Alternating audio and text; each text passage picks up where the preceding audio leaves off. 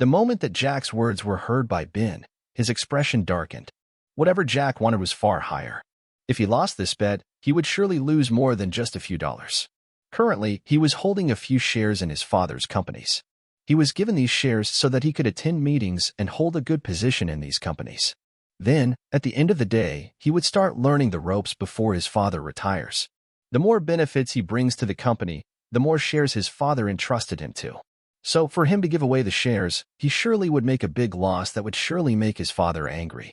No, not just angry, he would be disappointed with him. While thinking, he thought to himself, is it worth it all to lose all these for a woman? But before his thoughts could wander far away, Jack's voice interrupted. Do you think that it's too much? Maybe you have no confidence in winning. If I were like you, I would have surely made you crawl around the city on your knees while apologizing. But that won't help me in any way. After all, your reputation and dignity doesn't concern me. So, I want to get something that can be of use to me. Jack stated as he looked at Ben. Currently, I lack some connections. These shares would surely help me in that. As for that $100 million, that would be used for maintaining my car. He continued. Ben's expression darkened further. Jack's words had just made him even more furious. But he still maintained his sense of mind. He knew that it wasn't worth it making this bet. Although he was arrogant, that didn't mean that he was an idiot. If you're not confident enough, then you can get lost. No need to waste our time. After all, I'm doing you a favor by racing with you. For Mrs. Gravy, I don't think I owe you an explanation. If you can't make her like you, then don't blame others for being better than you. So, I don't owe you a cent or explanation to bet with you. With that said, Jack turned around to leave. Although he really wanted to bet with this guy to earn a few bucks, there was no way that he was going to try persuading him to race if he had no guts. For Jack to kneel and apologize at the center of the city, that was a loss of his dignity and reputation. He was going to start a big enterprise. If he had such a dark history, then it won't be good for the reputation of his enterprise in the future. So, if Ben wanted him to bet on that, he surely would have to pay more. Even what Jack asked for was something very small. After all, with a decrease in his reputation, the profits that he would be earning would be lower and he may even suffer losses. His reputation was worth more. The reason as to why he agreed to the bet was obviously due to how confident he was in winning the race. Hey, who are you calling not good enough? You think that I'm afraid of you? Then it's agreed on. I will give you all the shares in my hands and $150 million. Consider that $50 million a charity. Ben roared without care. At this moment, he remembered that he was good at racing. So why should he be afraid that he would lose? Humph, he can even add more to this. That $50 million was just a means of making sure that Jack didn't back down when he saw how confident he was. He was tempting him. Jack halted his steps and looked at Ben with raised brows. He wondered to himself, had he asked for little money? If he knew that this guy could give out so much money, he surely would have made him spit out a few more $1 million. To Ben and the others, $50 million was just $50 million. But to him, as long as he got them through a rightful means, he would have it multiplied by 100 times. At the end of it, he would have $5 billion. So, he accepted it. With a few $1 billion in his account, he would surely have his foothold faster. That was not to mention the fact that he would get shares in Ben's hands. Okay then, let's sign a contract. The one that goes against it will have to pay 3 times what was originally supposed to be paid before. Jack stated as he looked at Peter. Not only Peter, but everyone present immediately had their eyes widening in disbelief. Wasn't this Jack a profiteer? He was looking for ways to make sure that Ben paid more. It was also at this moment that Ben noticed that Jack was taking advantage of him. But since he had agreed, he wouldn't go back on his words. Furthermore, with his own confidence in driving, why should he be afraid of such a thing as losing?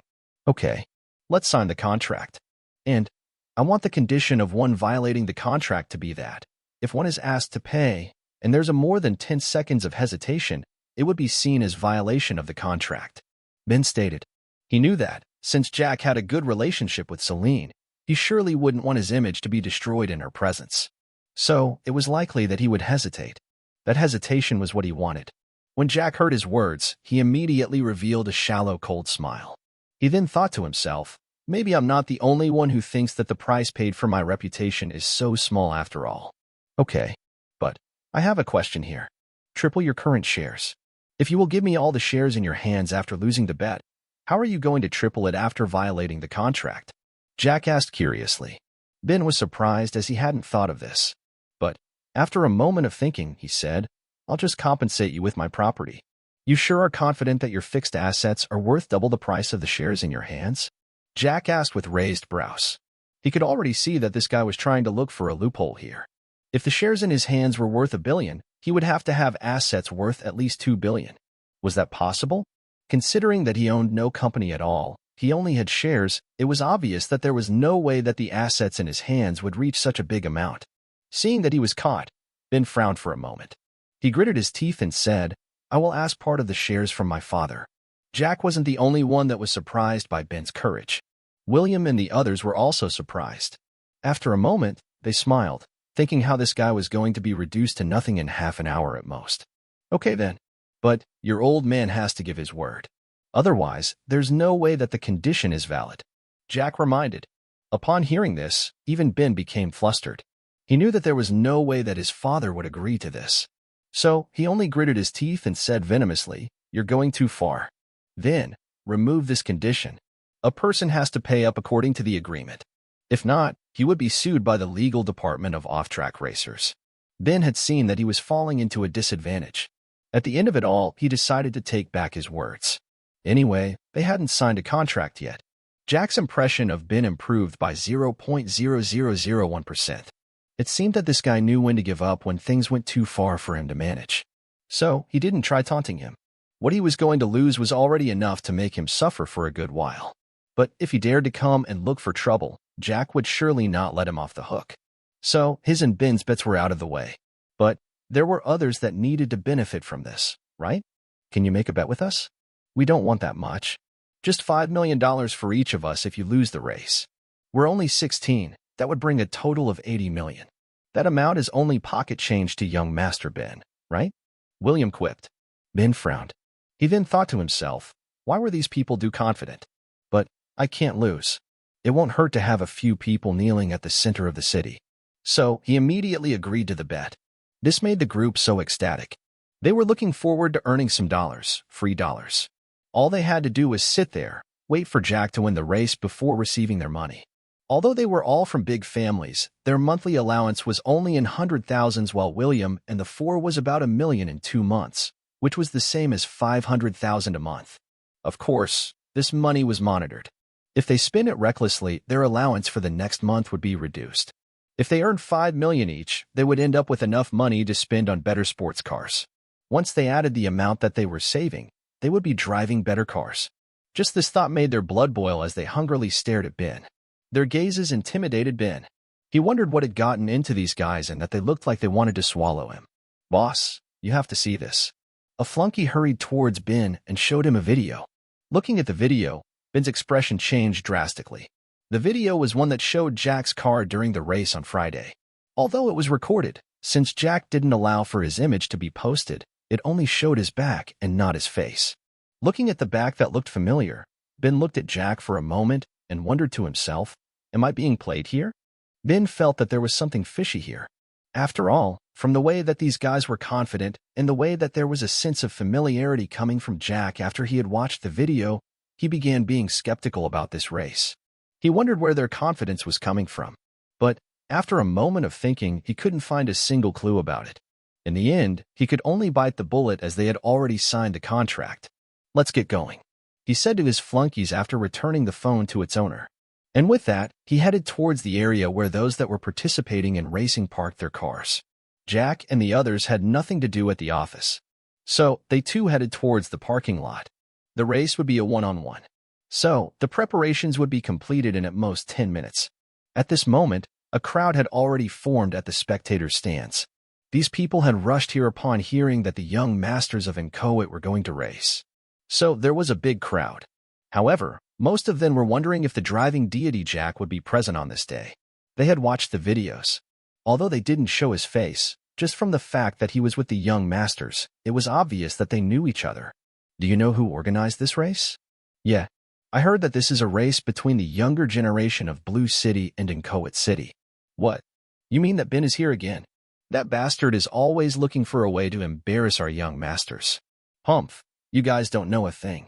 This time, the one that is racing with him is not William and the others. Are you sure? If they're not going to race, then who's going to?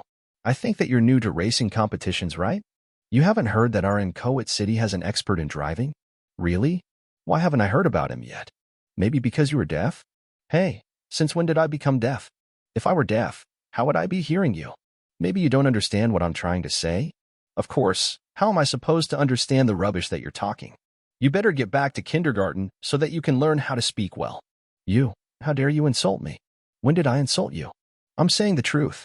Of course, Jack and the others didn't know what was going on among the crowd of spectators. But even if they knew, they wouldn't care at all. When they got to the parking lot, Ben's movement stiffened. He looked at the parked Bugatti Veyron with a frown on his face. Previously, he had seen this Bugatti Veyron in the parking lot of the Glaze Hotel. Although he admired it, he thought that it belonged to some big shot in the banquet. At that time, he'd said that some old men had began having youthful tastes.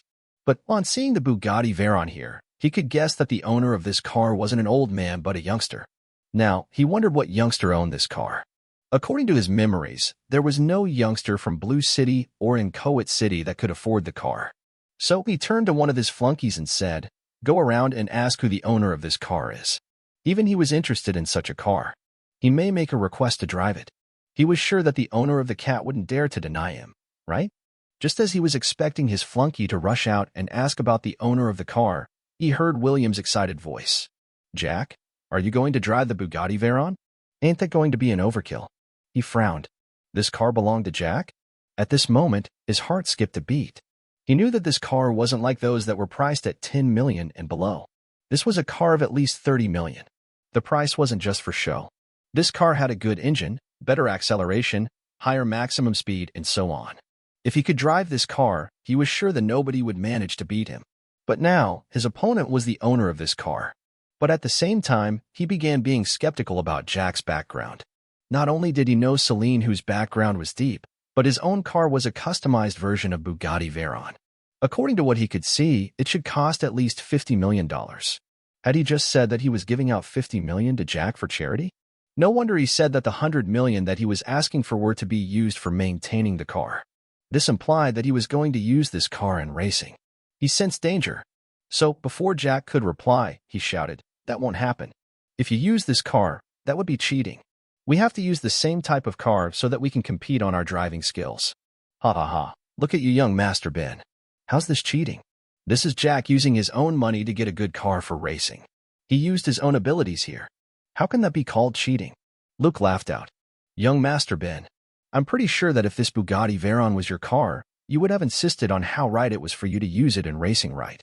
William asked with a sly smile. Ben almost wanted to nod. Not only did he wish that this car was his, but also thought that he was the only one with the right to own such a car.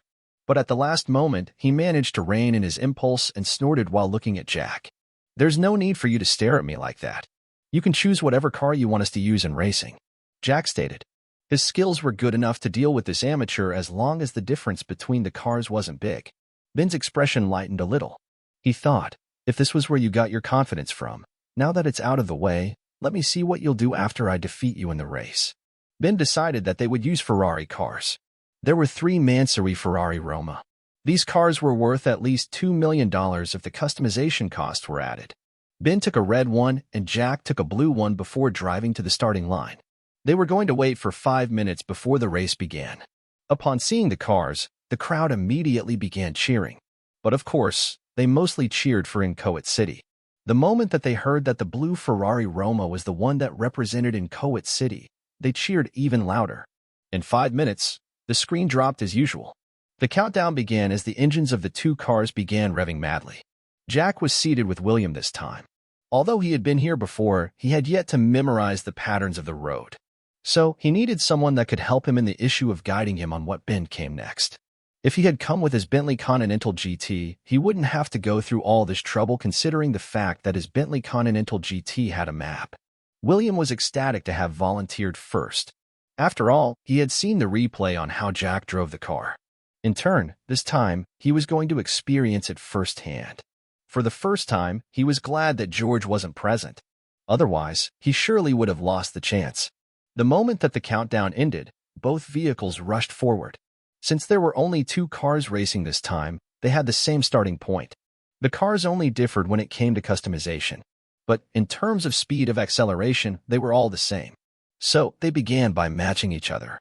Inside his car, Jack narrowed his eyes. Since this guy had insulted him, it was good for him to repay at this moment. So he decided to make sure that he took the lead from the very start. Although he couldn't remember the roads well, he had at least gotten familiar with the road here. So he was going to maximize his driving skills here. Switching the gears, his car began accelerating even faster than Ben's. Even William was stunned upon noticing this fact. Although the difference wasn't that big, the fact remained to be that Jack's car was faster than Ben's. Ben also noticed this. He floored the accelerator, trying to catch up. But in the end, he found that there was no difference at all.